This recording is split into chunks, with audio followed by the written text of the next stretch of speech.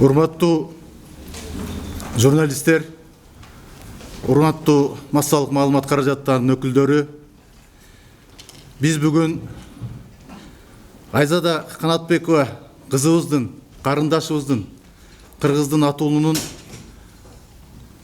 трагедиялык болгон өлүмү боюнча сиздер менен жолугуп отурабыз.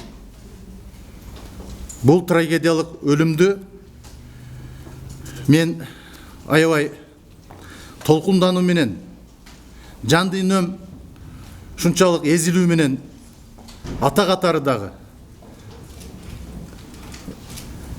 кызматкер катары дагы Ички иштер министрлигинин, Кыргызстандын атуулу катары дагы аябай катуу кабыл алдым.